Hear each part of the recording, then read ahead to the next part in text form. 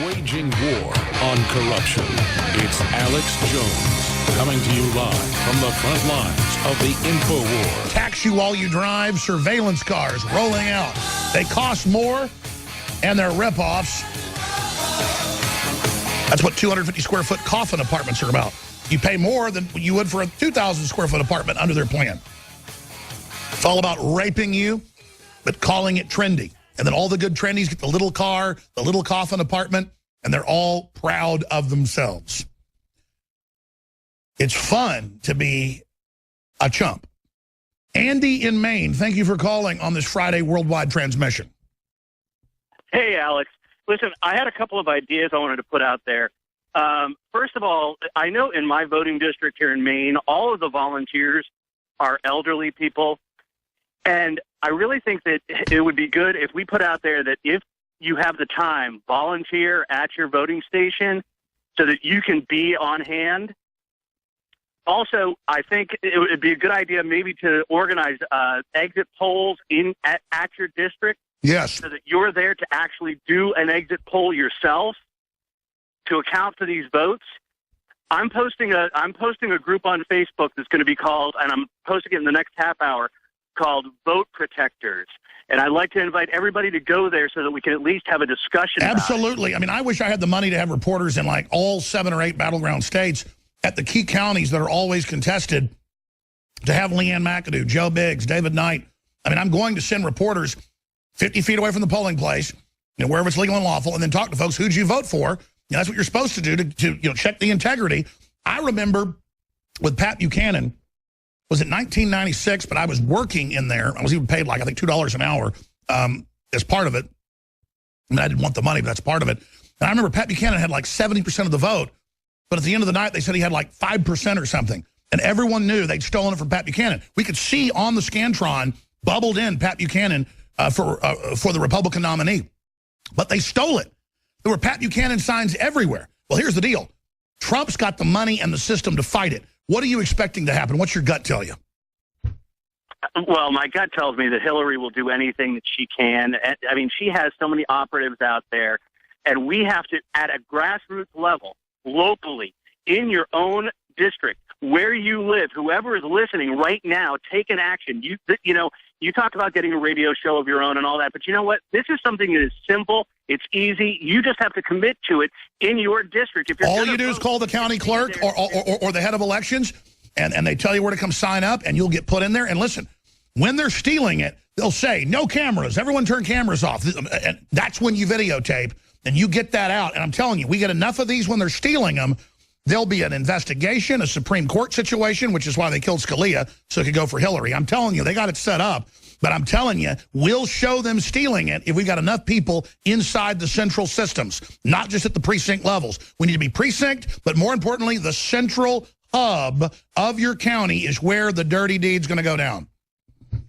Absolutely. I also wanted to mention how encouraged I am, because I have a 14-year-old. I know you have a son about the same age, and how encouraged I am by the number of awake kids in that age group in the high school level. And hey, you heard, I mean, I'm sorry to keep interrupting. You're just making all these bombshell points. You're such a great caller. I'll hold you over so you can have more points if you want to. But listen, my son is 13, about to be 14, and my older daughter's 12. They say everybody at the school basically listens to me, and I talk to other folks around the country. They say InfoWars is super hot with young people. Absolutely. I mean, I'll tell you, my son, he has a Instagram page called Northeast.Conservatives at Instagram, and they shut him down. They censored and suspended his account for things, just for simple Hillary commentary and memes. But that's going to teach him to fight back even harder, isn't it? Oh, absolutely. I mean, he's a huge fan of Milo, and when he heard he got banned from Twitter, he thought it was the greatest thing ever, because that goes to... Let me ask you this question, then we'll go to our guest. I'm going to come back, but I want you to finish up talking about what has your son done to get other platforms, his own platform, so they can't censor him, because that's the answer. We're now into the third hour of this worldwide broadcast. The fourth hour is coming up that Rob Dew will be hosting. Again, if you're new to the show, I do 3 hours every day. Then one of our other great reporters, researchers, or guest host does the fourth hour. Many times I co-host with them. Then we have the nightly news, 7 o'clock Central. Infowars.com/show, and now many TV stations and cable systems are picking it up, even though I haven't gotten to the phase of really promoting that yet. And what's also happened is a lot of radio affiliates are picking up the nightly news that's an hour long and carrying it. I never expected that. But we have innovated a lot of stuff in media. I didn't go out and get a cable channel like Glenn Beck did. That's one reason he's going bankrupt. In fact, I've been offered his channel. That's how I knew he was in financial trouble 3 years ago. I was offered it behind the scenes for much less than he got it. And I said, no, I don't want to be channel 2,000 and something and say I have the Alex Jones channel because the audiences are so small. Maybe 50,000, 100,000 an hour. I can shoot YouTube videos, they get 1 million views in an hour. I mean, it's just crazy. So, again, we are free to air, though, on a satellite system that costs us $300,000 a year that UHF, VHF, and cable systems say they like the best. We also are on a file sharing system that they can also get us on, and that's our next phase, is pushing that. I've been so focused on just fighting the globalists and fighting for open, free elections in this country that we are about 6 months behind on that project. But we're ahead on other projects, but that's very, very exciting. So I'll also be back doing the Sunday radio/TV show, 4 to 6 p.m. Central, live in studio, as we do every Sunday. We have a man who I ran into when I was out on the street in Cleveland at the RNC, who I've had on several times many years ago, who really has one of the most informative news vignettes I've ever seen, and that's the American Minute, AmericanMinute.com. We'll talk to Bill Federer here in about 3 minutes. Briefly, there's a lot of news I didn't cover today. I've dropped the ball because I've been so focused on the Financial Times of London, the BBC, the Economist, the Washington Post, saying world government's in trouble, the New World Order's in trouble. They actually say that, and that Hillary must be elected. Clearly, she stole the nomination. That's admitted. We have superdelegates on the website admitting it. They're very proud of it. Before it happened, and now they've done it, so she's going to try to steal it, and Trump knows that. So what do we do to fight back against this? I think that's a main focus, and I'm going to be hammering this, but separately, it's happening. We're getting conditioned. Even though we know about all this corruption, we just get used to them lying to us, used to Hillary stealing elections, and accustomed every 2 or 3 days to a cop getting executed. Several got shot in San Diego. One's dead. One's fighting for their lives. And there's the customary people online. We have stories on Infowars.com celebrating the dead cop. And this is the White House. Every time somebody gets killed, they say, well, the cops need to reform. San Diego police shooting. One officer killed, one rushed to surgery in another ambush. And this is what's going on. And whether it's Islamic or whether it's another Black Lives Matter affiliated group, they always try to cover it up, why they did it as long as possible. If your name's Ali, they change it to David.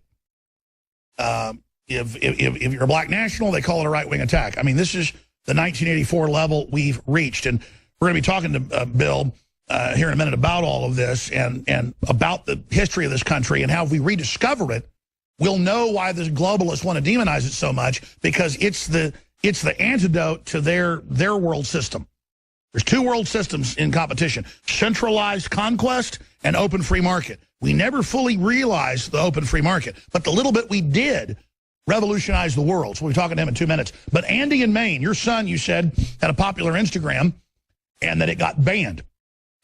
This has happened to family of mine that even put up mild things critical of Hillary, because they really don't want young people having their free speech. They want to teach you that they're going to censor you like Facebook's been doing. The answer to that is getting a YouTube channel, starting a bunch of Facebook channels, fighting back. YouTube tried to censor us last week. I threatened to sue them. They backed off. I'm not looking for trouble, but we have to keep the internet open and free. Go ahead and finish your story. Absolutely. Again, northeast.conservatives at Instagram. And I'm going to put Cameron on the phone with you, Alex. Hold on. Sure, but is it back up, or, how long do they censor it? Hi, this is Cameron. I run the account, and it's been up for about since June 16th now. But before that, we had 2 other accounts. This is our 3rd one. I understand. So as you get popular, they take it down and teach you how open and tolerant they are. Yeah, once we start saying stuff about Hillary in particular, it gets shut down.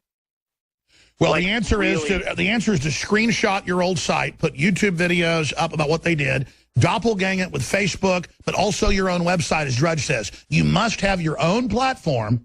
So they make it easy for you to go to them so they can control you. Have your own platform, your own base, that you then launch information warfare attacks with the truth into their systems.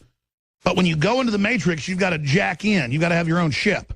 So I'm telling you, I want you to go to the next level. I want you to start your own website. Go take a class if you need to, but they're really easy. And start pointing out that you're being censored, you're being controlled. And listen, make it a whole career. This is the answer, what you're doing right now. Thank you. Anything else you'd like to add? Thank you, sir. No, thank you. That's pretty much it. All right, tell folks your site now while it's still up. Because, I mean, they want to intimidate young people. This is how authoritarian they are. Yeah, exactly. My dad also says to go on to his Facebook page, the Vote Protectors. All right, God bless you. He's getting it started, too. All right, thank you. You too. Thank you. We need to see young people just out there reporting with their own video camera. Everybody just go, have your own YouTube, say, I'm out here doing, exit polls. Just do it. Just do it, and we'll have eyes everywhere, and it's game over. I'm skipping this network break. Okay, he joins us. Bill Federer. William J. Federer is a nationally known speaker, best-selling author, and president of Amera Research, Inc., a publishing company dedicated to researching America's noble heritage. They got films, documentaries, books. It's just amazing. Some of this is used in my children's schooling. Bill's America's Minute radio feature is broadcast daily across America and on the Internet. His Faith in History television airs on the TCT network, on stations across America, and via DirecTV. AmericanMinute.com. Bill, thank you so much for joining us. Alex, great to be with you. Well, Hillary's just openly stolen the nomination. They admit Sanders was the winner. You hear about all the censorship going on against patriots, just Americana folks that are classical liberals. They call us conservatives. Where would you say our republic is right now? Well, you hit upon it when you talked about the concentrated power and then the free market, the separated power. And this is a theme that goes back to the beginning of recorded human history. So writing was invented around 3,000 or 4,000 BC, Sumerian cuneiform on clay tablets in the Mesopotamian Valley. That's 3,000 or 4,000 BC, we're around 2080. So that's around 6,000 years of recorded human history, which is not that long. It's only 60 people living 100 years each back to back. So we're basically talking 60 grandmas, and you're all the way back to the beginning of recorded human history. But what do we see in these records? 2,000 years, 33 major Egyptian dynasties ruled by pharaohs. 5,000 years, 18 major Chinese dynasties ruled by emperors.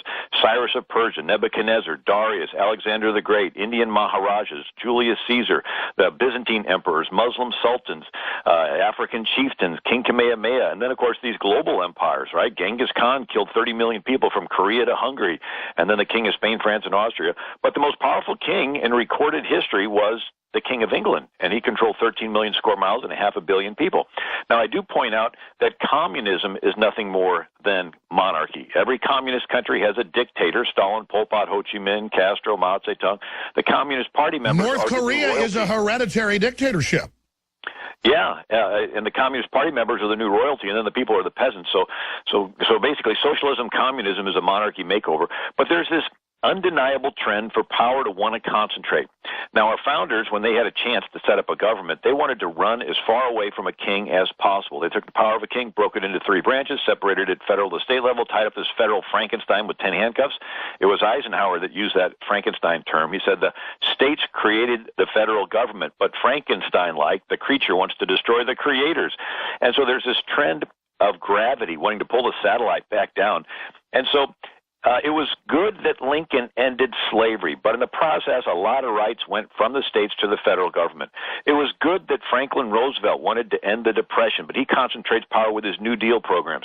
It was good that Lyndon Johnson wanted to end poverty, but he concentrates power with his welfare state, and Nixon's war on drugs. And Bush, it was good. He stopped more terrorist attacks, but he concentrated power with the NSA and the Patriot Act. And now the new president, no matter what the crisis is, the answer is the same. He doesn't have time to be limited by Congress. He has his pen and his phone, and he wants to concentrate power. And so this is a natural trend, but you have philosophers that actually want to speed it along. Machiavelli, Hegel, Karl Marx, Saul Alinsky. And just in a nutshell, Machiavelli lived 500 years ago in Italy. Italy was a bunch of city-states: Venice, Genoa, Naples, Florence, Siena. They all had armies and navies and fought. And Machiavelli thought if one prince could control all of Italy, it would stop this infighting.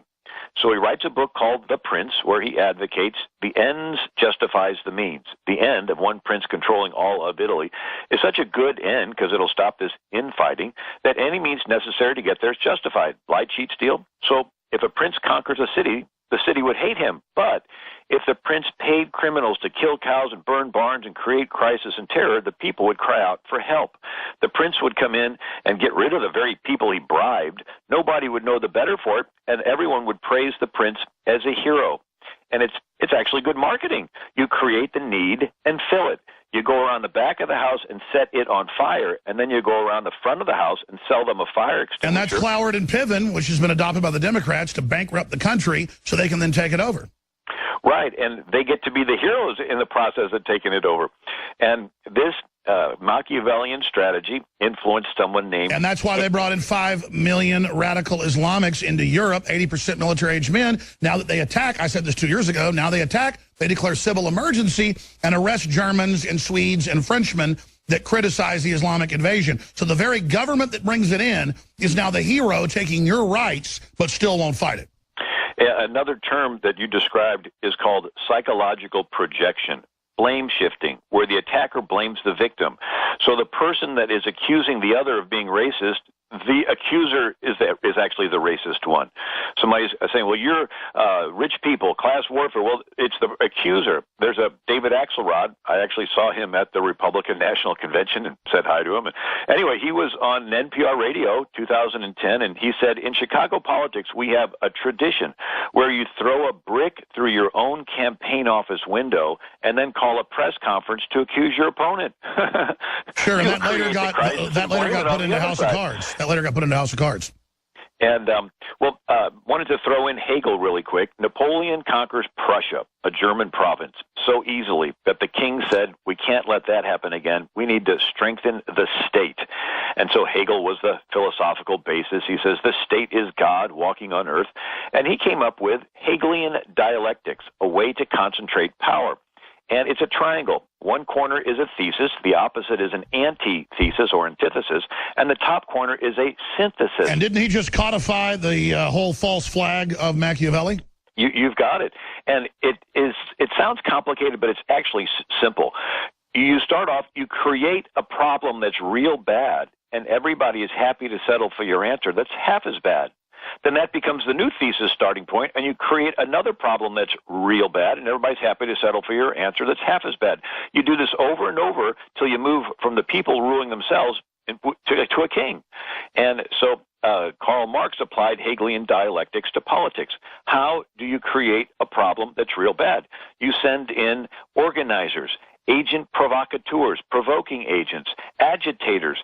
Their goal is to find those who have grievances and tension right under the surface, and you stir them up to riot and have random killing and bloodshed, and then everybody is willing and begging some strong leader to come in and restore order. And I don't think I've ever seen in U.S. politics since I've been alive, or just in history, period, a time when the Democratic Party particularly is literally invoking classic Hegelian dialectic destabilization program. Let me ask you if you agree with that statement, and then B, Mr. Federer, AmericanMinute.com, is it going well for them?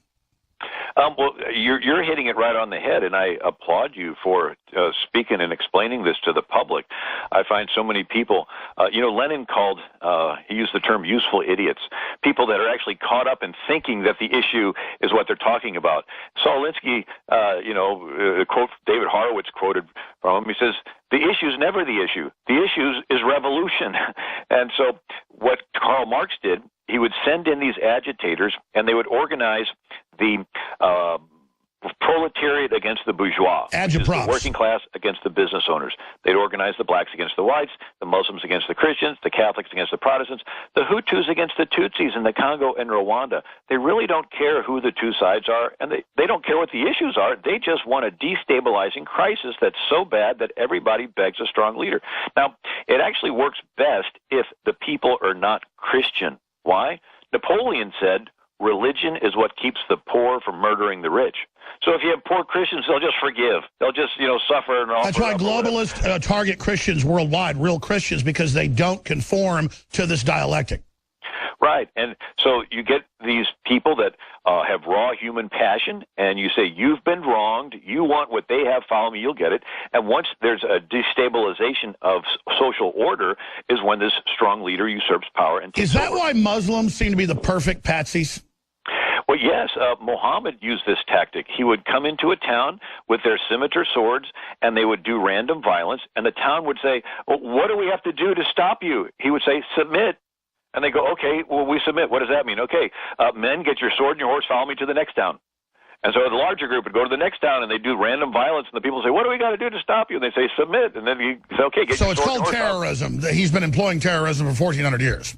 Yeah, and now there's lots of Muslims who have backslidden, but every now and then you get those wanting to follow Muhammad's example. We call that getting radicalized. And so Muhammad wrote a book how he transitioned from being a religious leader for 12 years in the pagan city of Mecca, and he is not very successful. He only makes 70 converts in 12 years. And so the people of Mecca decide that Muhammad is a disturber of the peace because he's getting confrontational. They chase him out of town. Muhammad has nowhere to go. He is a Muslim refugee. He goes 210 miles north to a Jewish city called Medina. The Jews are nice and tolerant. They let Muhammad in as a Muslim immigrant. He goes into the minority neighborhoods, and he organizes a following amongst those who have grievances against this Jewish-controlled city. And he gets a following, right, organizing in the community. And when the following's big enough, he goes to the Jews and pressures them to accommodate him and his followers politically. The Jews do. Now Muhammad is a political leader in addition to being a religious leader. Then Muhammad's followers in Mecca get confrontational, argument, threatening. They get chased out of town for disturbing the peace. They're Muslim refugees. They go to Medina, the Jewish city. They're nice. They let Muhammad's followers in as Muslim immigrants. And Muhammad allows his followers to rob the caravans headed to Mecca in retaliation for the Meccans chasing them out of town. So where Jesus said, if they take your coat, give them your shirt, Muhammad's attitude was, if they take your house, you retaliate, take their caravan. So Muhammad had 300 warriors, and they would rob caravans. He got a whole chapter of the Quran, it's Surah 8, chapter 8, on how to distribute booty from robbing And then caravans. we wonder why all this is happening, and then as soon as the Muslim mayor gets elected in London, he starts restricting free speech, says he's going to ignore the law. They're following a program of conquest. Why does the left merge so seamlessly with the totalitarian Orthodox Islam? Because they claim they're all liberal, but there is a love fest between the technocratic folks and Islam. Well, David Horowitz said the union between the radical left and radical Islam is the most dangerous thing that's happening in our era. And so the radical left hates Judeo-Christian values. They hate the concept of the individual. They want everybody to conform to the state. And Islam hates Judeo-Christian values, and they want everybody to conform. So they sort of see themselves as partners against traditional Judeo-Christian values. Yeah, they hate the West because it's open. They can't compete with it. So they got to blow it up and bring in their system of tyranny. They cannot compete with the free market. They cannot compete with classical liberalism. And now, there's no honor among thieves. They don't like each other. Sort of like you see those movies where, a couple bank robbers will rob the bank and they're dividing up the money, and the one pulls out a gun and shoots the other, and he gets to keep all the money, right? So they don't trust each other, but they'll use each other against the West. But we've always thought of communism on one side, Islam on the other side. Well, the Muslim Brotherhood is a cross-pollinization. Wow, Bill Federer, you were on many years ago. I don't know how it fell through the cracks. You're just a superstar of history. I hope you'll start coming on routinely. Come back and let's talk more about this, and we'll take calls. Thank you, sir. I'd be glad. All right, Bill Federer, probably on the show 4 or 5 times over a decade ago, and then I saw him at the RNC, and it was like seeing an old cousin or somebody that you hadn't seen in forever, and you forgot what good friends you were with him. Well, in this case, I've read his books to my children. I've shown his lectures to him. I've seen him here and there on cable, heard him here and there on the radio for, gosh, that's got to be 25 years. I mean, before I was even on air, unless I'm wrong. I mean, I remember Bill Federer. And so it was just like, wow, this guy deserves to be heard because I know history. And this guy knows what he's talking about, like, squared, to the next level to what I know. And I know way more than most people. And then I feel ignorant. Because history's so big. You meet this guy and read his stuff. I mean, it is dead on. And so we just talked during the break. We're going to start carrying his American Minute. here on the radio and TV, and also clips of his larger lectures. He's got a new book, The Rise of a Tyrant. We're going to talk about that for about 10 minutes, then go to your phone calls and let him go. But just important work, AmericanMinute.com. Now, before we go back to him, we're running the biggest sale in our history. Once a year, we do a super sale fundraiser. And we do it with 40% off great vitamins, minerals, nutraceuticals, Hillary for Prison shirts, great air filters. Technology's gotten so good. It's normally about $250 for $180. Comparable units are $400 or more. I'm here to tell you, because 3 years ago, I bought units that were almost $1,000 that are basically the same. So stuff's getting less expensive, but still, most people gouge you for similar units for $400. It's $180 Alexa Pure Breeze, 20% off regular retail that is still a steal. Water filtration systems that are gravity fed, Alexa Pure Pro. No association with me. This is just the best unit out there. Those are 20% off. Pro Pure water filters that are excellent, 20% off. InfoWarsStore.com or InfoWarsLife.com for the supplements. And again, all of those purchases make what we do here possible with the news teams, the reporters, the crew. And we are doing everything we can to just really, really bust our butts. I mean, I'll be honest. Our crew lately, the last few weeks, has been working 18 hours a day. And I haven't even had to tell them to do this because they understand what's happening is so historical. And I've never had a better crew. I've had great crews over the years, 20-something years. But and some crew have been here like 15 years, like Paul Watson. But they are godsends, and I am so blessed to have them. So thank you for your prayers. Thank you for your support. Thank you for spreading the word. And thank you for supporting our local AM and FM affiliates and also UHF, VHF, and cable stations. Support those sponsors. Let them know why you're supporting them. Support those stations. Send them $100. They're doing everything they can to bankrupt and shut down talk radio. They're doing everything. I've been kicked off so many stations, even though we have high ratings and make stations money. The stations go, we're sorry, Alex. They came with federal money for these federally produced programs, and we need it. It's $300,000 just to take you off the 2 hours you're on the weekend. And they apologize to me. And I say, please don't, say the station, but as soon as the money's gone, we'll put you back on. I mean, they're making a move against free speech. You see the censorship everywhere, but it's not stopping us. But we're one of the biggest groups, though. Little people are getting shut down because all of you together are much bigger than InfoWars or Matt Drudge. But believe me, if they can take down Fox News, there's a coup there right now, and they're doing it. Matt Drudge is next. Alex Jones is next. So I'm not complaining. I'm just telling you, we are 2 minutes to midnight here. But it's because we're having such inroads against tyranny that the enemy's moving. So we're forcing them out in the open. All right, Bill Federer, let's get into any other key points you want to make. Get into your new book, and then I want to have you back for a full hour in the next few weeks, and we really appreciate your time. Well, human behavior is predictable. There's a saying, past behavior is the best indicator of future performance. And so that's the advantage of learning history. Now, if you take a map of Eurasia right before America was discovered, you got China on one side.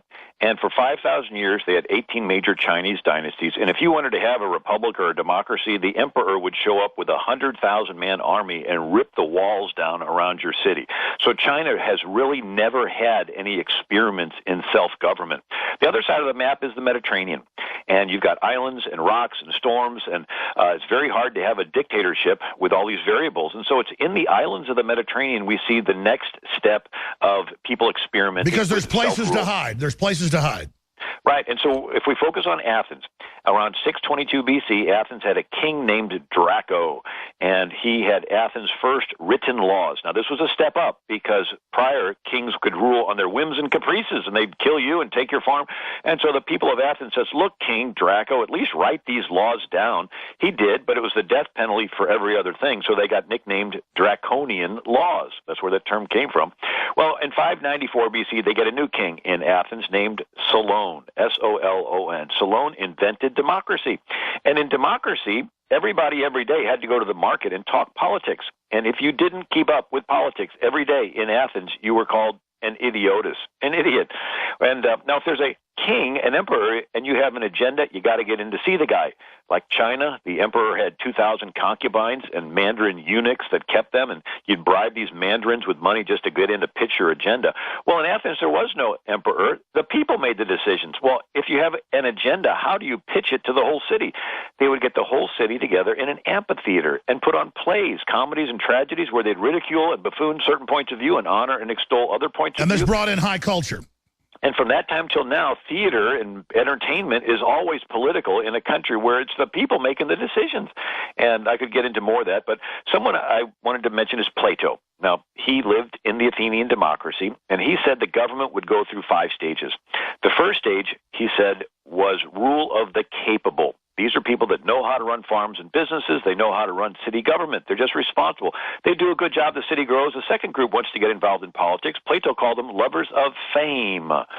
And these are people that maybe a Greek actor or a Greek Olympic athlete. Everybody knew their name, and they get involved in politics not because they have responsible experience running a business, but because they were famous. Maybe like a Hollywood action figure that gets elected governor of California. You think, what did Lee Arnold run before he became governor? Nothing. He was just famous. Now, these famous people like fame, and they hate being defamed. So these you can manipulate with public opinion. So the first ones, they're going to do what's right because they're responsible. The second ones, they'll bend. And so the second group begins to yield to the human tendency of avarice, selfishness, and they vote a little money out of the city treasury to pad their retirement. They're working hard after all. They vote a little money to their brother-in-law's construction company, a little money to some supporter that can funnel it back into their campaign, and it turns into a third category, which Plato called lovers of money. It's an oligarchy. It's a rule of few. It's an insider clique. And if you're friends with the people that are inside, you get the pork projects and all the extra, And so waivers. productivity starts going down, so now things aren't going as well. Now the fourth stage. And so it turns into this division in society, and the people finally throw the bums out and set up a democracy. This is the fourth stage. And in a democracy, everybody learns how to tolerate each other. It's great. They tolerate, all kinds of behavior. Then they tolerate people that are a little bit off. Then they tolerate people that are a lot off, till finally they're tolerating open crime and convicts and all kinds of immorality. And Plato even says this, the manner of life is that of democrats. That's his word because he's describing a democracy. Every man does what is right in their own eyes. The young man gives into libertinism and useless and unnecessary pleasures, even incest and unnatural union. Yeah, that's what he's talking about. And they throw off restraint. And it's just anything goes, and then they raid the city treasury, and now there's a shortage. And they say, where can we get more money? The rich people. They tax it from the rich people. So in comes the tyrant. And then it turns into this chaos. They have a shortage, and well, don't cut back on what I'm used to getting, and it turns into this tug of war and anarchy. And then they begin to say, can't someone come along and fix this mess? And that's the fifth stage. Someone comes along, Plato called him, first he appears above ground as the protector, and he's very eloquent and persuasive and gives these great speeches, and people fall in love with him. And then they notice he's beginning to concentrate power too much, and he loses in the public opinion polls, and they cast it in his teeth that he's getting too powerful, and he has a choice. Give up the power, which he's not inclined to do, because Plato called him a lover of power, or get rid of the people confronting him. So he purges his military and his administration of anybody that has virtue. He doesn't want people with virtue. He wants yes men. And then who does he get to be his new friends now that he got rid of the old ones? He frees the slaves, the convicts, the criminals, the illegal aliens, and he arms them, and they become his mob that he sends around to punish anybody that disagrees with him politically. And so here's what Plato wrote.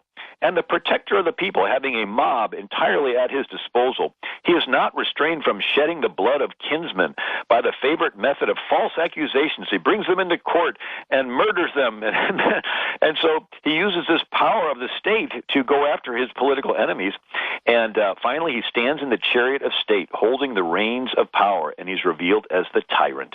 And then over time, the society declines. But the weird thing about Plato is, and I've read his Republic and other writings, and of course he's the model of everything today, is it's very dual, because he'll admit all this bad stuff, but then talk about eugenics and getting rid of masses of people because we're crushing the breast of the earth. And then, he also pushed some really tyrannical stuff because he understands all of this. He talks about Plato's cave and, how we're controlled. I mean, it's all genius, obviously, but I don't know if duality is the word or the paradox of Plato. Can you speak to that, Bill Federer? Right. He said that democracy is a temporary form of government because people really don't have virtue.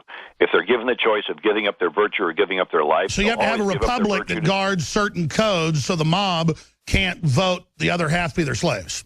Right, and so he says the best you can hope for is a nice tyrant, and he called him a philosopher king. But then he says this.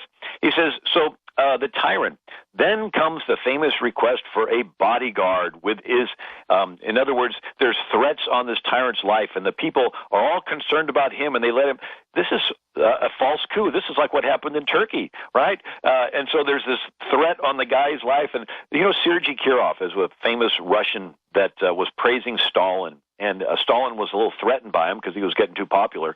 But Stalin also had another problem of these anti-Stalinists. And so Stalin had an idea. He would murder his friend, Sergei Kirov.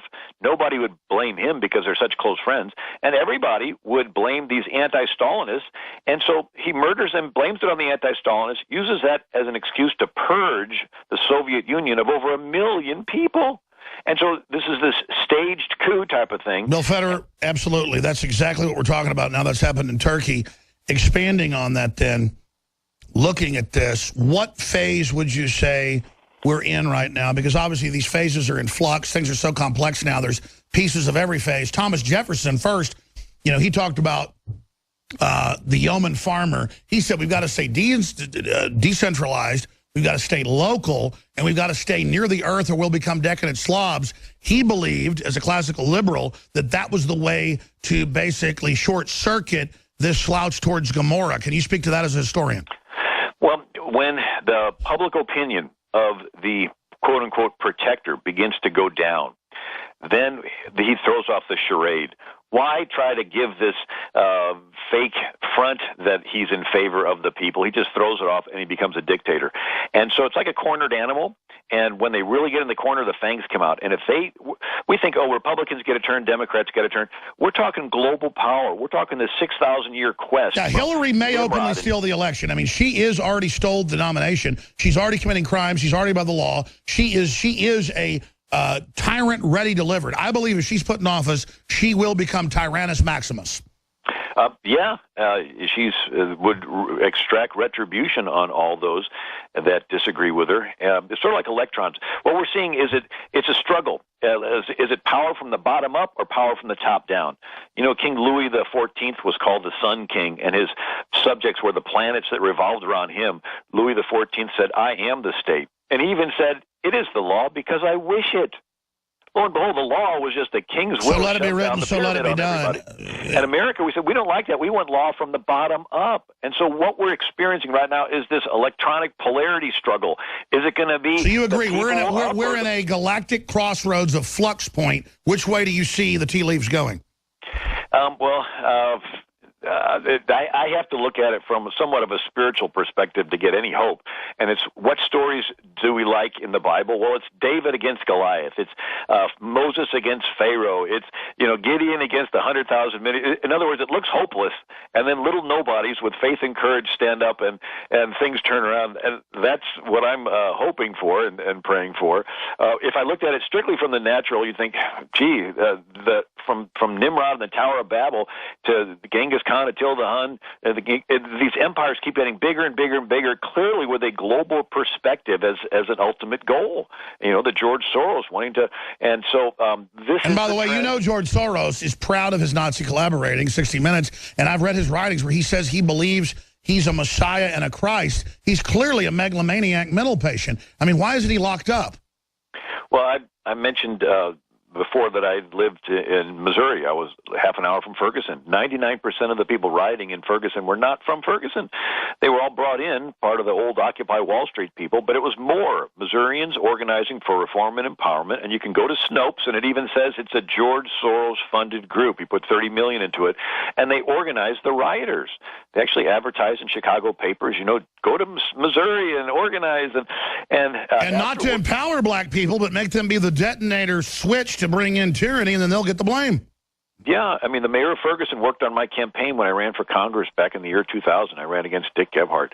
And so the scenario is you have a Democrat governor that tells the National Guard to stand down and let them riot for 3 days till it makes national news. Then you say our local police departments are inadequate. We need to federalize them.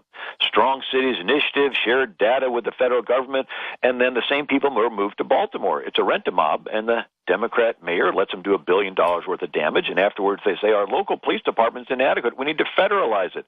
And so they're going 53 cities now, Denver, Colorado, and they're coming in, setting oversight. And basically it's giving the federal government, Department of Justice, Homeland Security control over the local police departments. In other words, it's giving the president a standing army. Bill, I tell you, I really want to get you back for a full hour in the near future. I'm going to go to break and take a few calls here for folks that have been holding. Really amazing, AmericanMinute.com. I'm really excited to hear you're going to join us once a month on the radio, once a month on the nightly news, and talk about all the books you've written and the e-books and the DVDs and the fiction. This is something everybody... in fact, I've given this to my children years ago. I'm like, wow, Bill Federer, I've got to go get all... I'm not just pitching this. It's true, folks. I mean, he's not a sponsor. I'm really doing this. I've got to go get some more of your audio CDs and MP3 files for my children. They love this type of information. My daughters and my son, they're so informed because of your work and others. And so there's just so many great jewels like yourself out there. And I hope that people will go get these materials and really discover that humans live 75 years on average, as the Bible says, and we all think we're really different, but at the end of the day, we all kind of do the same stuff over and over again. And there are manipulators who know this knowledge but use it against people. And just knowing real psychology, real history is real psychology. That's an Alex Jones quote. History is real psychology, not pop disinformation. And if you know it, you know how we act. Just in business, knowing history, knowing human nature, I'm so much more successful in the fight for liberty. And I just wish the general public knew that knowing history gets you ahead, not behind. 30 seconds, Bill Federer.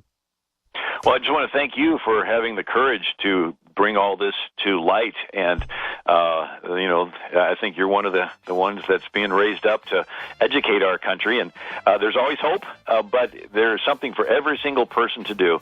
Our founders flipped it, and they made the people the king and the politicians the servants. And so those that are listening to this program, you're the king. The politicians are your servants. That's right. And if we throw that away, we deserve to be slaves. Bill, have a great weekend. Thank you so much, sir. Thank you. We're talking to Bill Federer very soon. Your call straight ahead in the 4th hour with Rob Dude. Infowars.com. I have personally pledged that. And I tell you, when you actually pledge something and then you do it, there's something spiritual, interdimensional that happens. The universe opens up. And providence begins to rear its head. And then the real magic starts. Unfortunately, most people turn themselves into pawns. I don't want to be a pawn. I don't want you to be a pawn. I want you to be successful. I want you to be free. And then I want you to treat me with respect as well.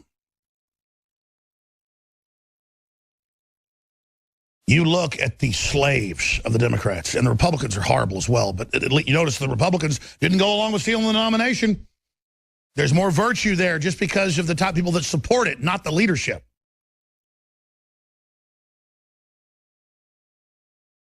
And you look at the minions of the Democrats, even when they mean well, these people are broken. They're fallen. And it's because that's how the system wants them. We can't look at those people and get them power trips and go, boy, look how smart we are compared to them. And no, because their falling brings us down with them. Hillary Clinton is so manifestly disingenuous, so openly corrupt, so sickeningly narcissistic, so explosively evil. She's filled with demonic criminal energy. And let me tell you something, folks. Forget worshiping police. Everybody knows that's not where I come from. I want to reform them. There's big problems. The whole government's got problems. But the police are the whipping child of all the corrupt nastiness that makes them look like choir boys. And the fact that we've all been conditioned now, some more cops got executed. Well, whatever. Nobody knows their names. Nobody cares. It's kind of blah, blah. I mean, I know the names of the black guys getting shot. I don't know the names of the cops. And that's because the media does, I read it once or twice. It's just an example of, I am falling to their conditioning. That's just an example of Hillary openly stealing the nomination. And I'm pretty calm about it. People think I'm a freak for getting upset about it. They openly steal elections now for the first time ever, and it's no big deal? Yeah, I mean, she's like a freaking hyena. When they censored it, when people made this video, it's not real. She laughs like an evil clown in a poltergeist. What's really sick is she always brags about killing people and how good she is at killing people, and then she's like a wimp and can hardly walk. It's like even more ridiculous. Like, the more accomplished the killer is, the more humble they are, in my experience. You get around, though, these little waddling, like Kim Jong-un people. I mean, she's a Kim Jong-un, man. Just an insulated, entitled, demonic, pus-filled, just freakazoid with all of her little freakazoid, sycophantic wimps around her. And here's the thing, though, that's worse. We're ruled by this garbage. I'm going to go to break, come back and do 20 minutes or so with Rob Dew's coming in, with Brian and Todd and Gara and James and Blackburn. I'm going to get to everybody. James has been holding the longest, and Brian and others, and Todd. But don't forget, we are listener-supported. We're not perfect, but we love liberty. We're committed. And, yes, we're crazy maniacs when it comes to fighting these people. I want to be the opposite of these folks, okay? And I am, quite frankly. I got a huge conscience. I absolutely am super emotional. And I also love to take on thugs. And I need the funding and support to do it. Buy the products. The huge sale going throughout the weekend. Thank you for your support. InfoWarsStore.com. Stay with us. We'll be back at 70. By the way, by the end of the hour, they're going to post, I'm told, some of the Twitter entries for the Hillary as a great white shark cresting. Because there's that photo of her like, and I want to put that out. Somebody else did one. We get sent a lot of other cool stuff of Hillary as a NASCAR race car driver with Chase Bank and Goldman Sachs and everybody that funds her. So that's pretty hilarious up on InfoWars.com. Here's the big news I'm going to cover before I leave, and Rob Dew takes over from the studio.